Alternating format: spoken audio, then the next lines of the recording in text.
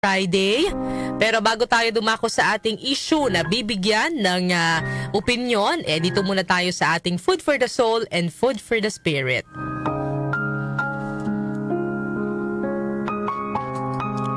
Alam niyo ba mga kanyusik yung kwento ni Lazaro sa Biblia?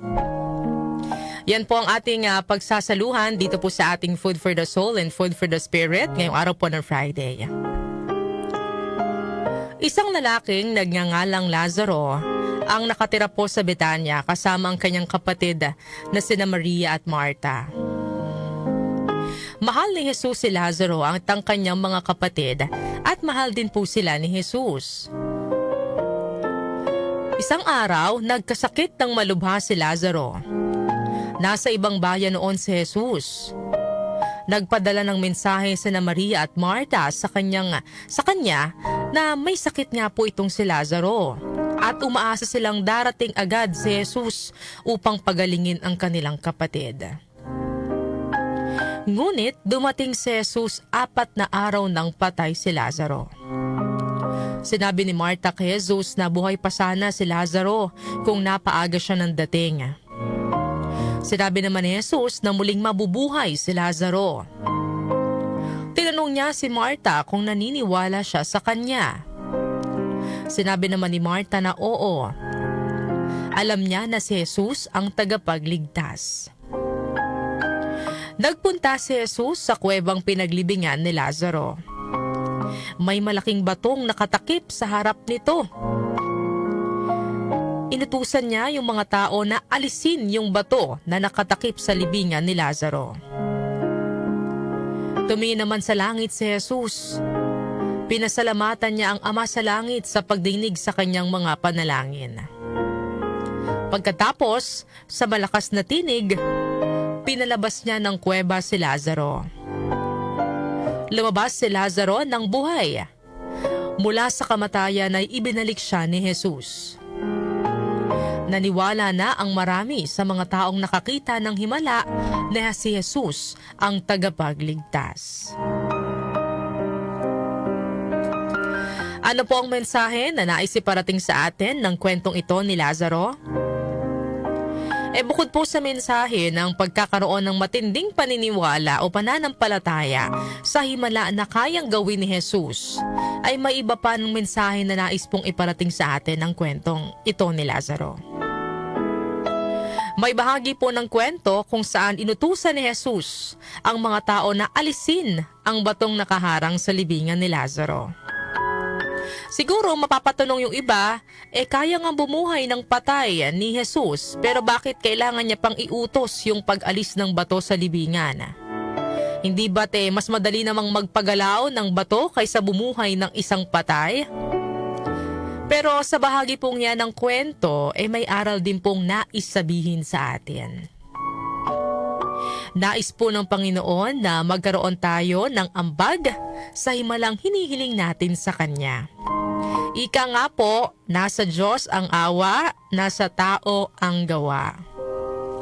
Yung mga kahilingan po natin, hindi lang yan basta babagsak sa ating mga palad. Nais po ng Panginoon na paghirapan din natin. Nais niyang maging bahagi tayo ng proseso doon po sa pagkamit ng mga ipinagdarasal natin sa Kanya. Hindi po ba mas kaya nating iurong ang bato kaysa gumawa ng himala? Kaya ang Panginoon gusto niya pong kahit sa maliit na bagay o kahit sa anong paraan sa abot ng ating makakaya, ay maging bahagi tayo ng proseso ng kanyang biyaya.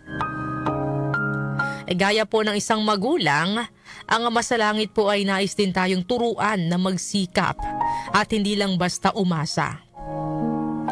Kaya nga po doon sa ating previous Food for the Soul and Food for the Spirit, kung naaalala po ninyo, inatalakay din natin na walang instant na biyaya.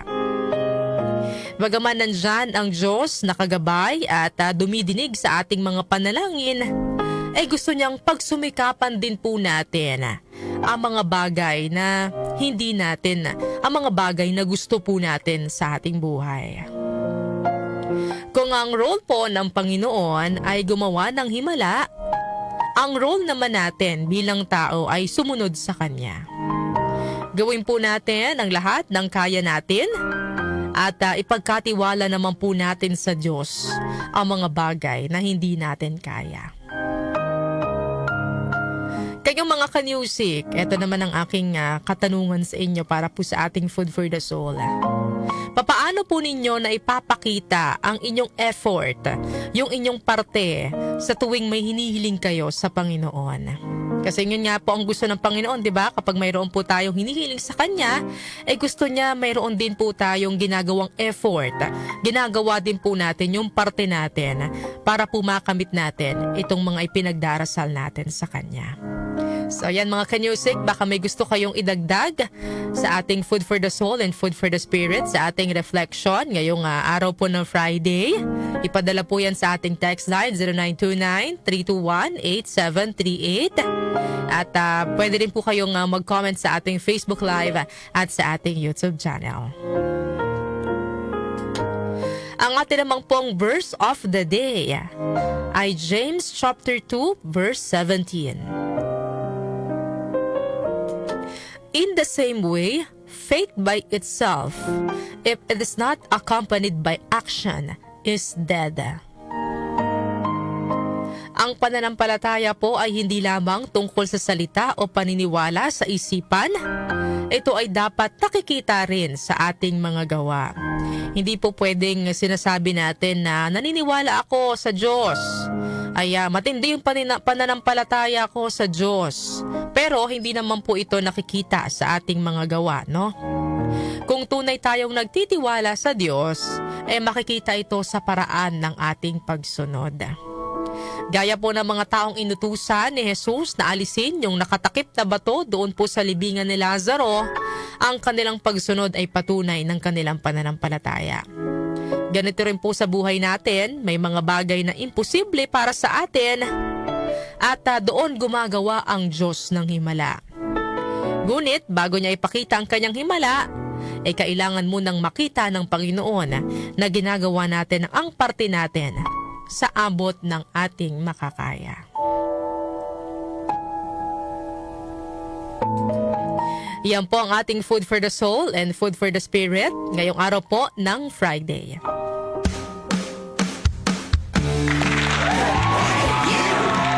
Tumatalakay sa mga isyu ng bayan. OMOA sa 774. WWW.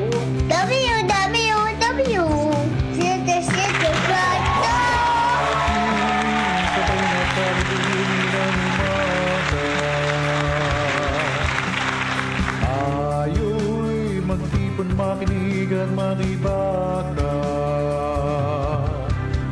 Tayo ay magkwentuhan, magbalitaktakan, isinang bayan. Ang bawat Pilipino ay kasali dito, kasama sa ating barkadahan.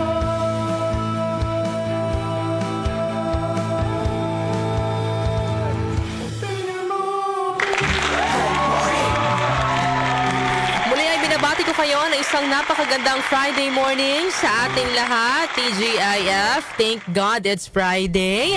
Huling biyernes na po sa buwan ng Agosto 2025. Ay next week, no, papasok na tayo sa buwan ng Setyembre, mga ka-music.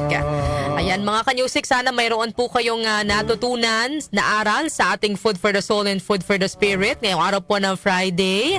Ayun nga yung aking katanungan, paano po ninyo na ipapakita ang inyong effort, yung inyong parte sa tuwing may hinihiling kayo sa Panginoon. Kasi nga po, 'di ba, sabi nga ng kasabihan, nasa Diyos ang awa, nasa tao ang gawa. Hindi naman po porket humiling tayo sa Panginoon, instant ilalapag niya kaagad sa ating mga palad yung ating hinihiling sa Kanya. Gusto rin po ng Panginoon na matuto rin tayong magsikap, no, na gawin din natin yung parte natin doon po sa mga hinihiling natin sa Kanya. So yan, papaano nyo po ba na ipapakita ang inyong pananampalataya sa Diyos?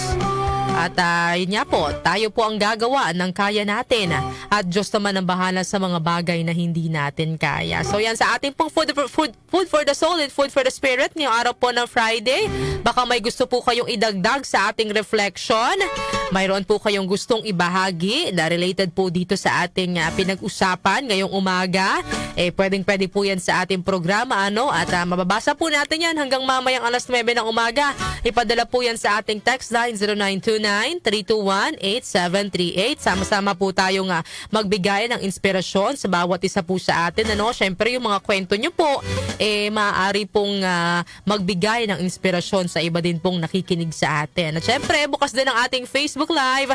Live na po tayo sa Facebook page ng DWWW 774. Ganon din po sa aming YouTube channel at pwede rin po kayong mag-iwan ng inyong komento hinggil po sa ating Food for the Soul and Food for the Spirit ngayong umaga.